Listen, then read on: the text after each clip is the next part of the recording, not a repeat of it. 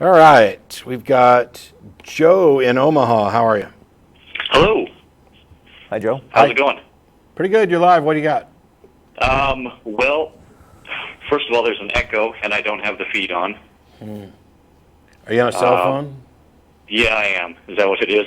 Yeah, maybe. We're not sure. I just always ask that. Makes it look like I know what I'm doing when I don't. Gotcha. Hey, it sounds intelligent, right? Yeah, so I probably the best thing to do is if you've got a question, just go ahead and ask it, and we'll try and answer it.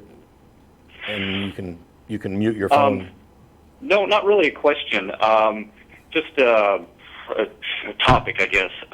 People use the term worldview. Well, that's the way my worldview, blah, blah, blah, whatever. They use it a lot, and honestly, it's a crutch because there's only one world, right? There's only one set of the sun comes up, the sun goes down. Whatever the reason is for it, doesn't matter what a person thinks about it, what a person's, it doesn't, you know where I'm going? Well, kind of. Yeah, I think so. But there are different views. Crutches serve a purpose. So, I wouldn't say that just because a person has a shorthand understanding of reality that is necessarily a bad thing, as people can't be expected to constantly be thinking very, very deeply about everything that happens. It would also be cumbersome to explain everything you believe about everything. Right. So that's not necessarily a terrible thing, but we should all have an understanding that it is of limited use, right? It's shorthand. Well, it's like the rose-colored glasses. I have a Christian worldview. I have an atheist worldview. Well, that doesn't tell us anything about, like when people call in and they say, I'm Christian, and you guys are, well, that doesn't tell me anything about what you believe. There are 1,000 different types of Christians. Sure. Well, have the same thing with worldview. It doesn't tell us anything. Yeah, no. We need him to expound on it, but it can be a useful, as Jeff was talking about. It can be limited use as a shortcut. If you tell me that you have a Christian worldview, there are some things that I can get from that. The big things that you probably believe that a God exists, and you probably draw some of your beliefs from, if not directly from the Bible, at least from a tradition that originates from that. Those sorts of things.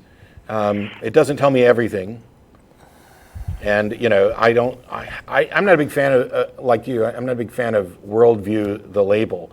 Yeah, I understand what it means and why people use it, but I just don't agree that it's a valid use. It distracts from the real world. It distracts from... well, there are some people who would say there isn't a real world. Yeah, that's one worldview. But, conversations have to start somewhere. I'm willing to start a conversation with a guy, naming for me what his worldview is, because that at least puts me in the correct ballpark, right, of generally the kinds of things he might think. It's not a waste of time, but it's also not the whole deal. Yeah, I mean, I understand where you're coming from there, but if somebody says, I have a Christian worldview, it means they've just put on rose-colored glasses that they're not going to look at, the Earth is more than 6,000 years old. No, that's not what it means. I don't see that because... Though I suppose there probably are many people who, get as far as the shorthand and never think any more deeply. And if that's what you're talking about, yeah, that's a concern. And I think it promotes the sort of generalizations you were making.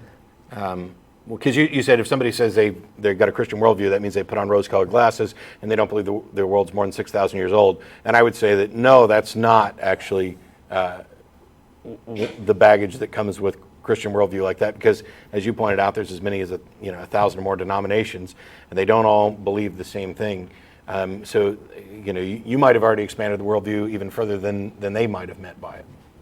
But yeah, and that's one of the big reasons why I think it's a term we should dump and push for not using and call people on it. Like, no, worldview is there's one world. What do you believe? I mean, let's get specific and address that, right? Well, I mean, I think I'm mostly in agreement with you. You keep going back to this. There's only one world. Well, that doesn't mean there can only be one worldview or one view of that world. That you're not going to automatically achieve a homogeneous perception of the world just because there's only one of them. It's people. Well, I have snakes, and people's opinions about and views and perceptions of snakes vary wildly. It doesn't matter that a snake is a snake when we're talking about what people think about that, and that's what we're really talking about.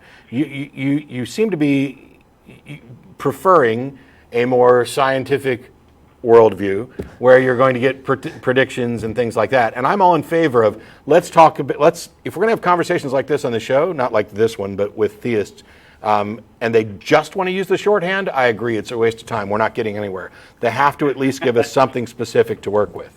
Yeah, and you don't win these conversations by imposing control of the language. We were talking about the word faith earlier, and it's a huge can of worms because there are multiple ways that word can be interpreted, right? I would very much like that word to not be used, but that doesn't stop people from using it. You just have to be aware of the problems inherent in that term. And I think if what you were saying was, yeah, we should understand that worldview is just this shorthand thing, it doesn't really tell you a lot, and really only one of them can be accurate, which I think is your deeper point. That's all true. Totally agree. Can't expect people to drop it overnight just because we don't like it. Oh, true. So, Agreed. We can be aware of the limitations and problems inherent in the term, but that's about it. And everything about language is about shorthand. Yeah, true. It really is. We're using words to convey concepts, and it's only effective to the extent that the people involved in the communication have the same or similar concepts that they're labeling. So, Anyway, I appreciate the call. Thanks, Joe. Hey, real quick, one more thing. Sure. Last week, Russell and Martin, the discussion came up to Giordano Bruno, who was burned at the stake for suggesting that other stars are the same as the sun. And I was in a debate with a fella quite some time ago, and that came up. And according to the Catholic records that were kept on it, because it had kept lots and lots of records on things, he was not actually burned at the stake for heliocentricity. It was heresy. Heresy is the one where you fall out of line with the church's teachings, right? Well, yeah, but heliocentricity was heresy. They had it for some. His charge was for something else.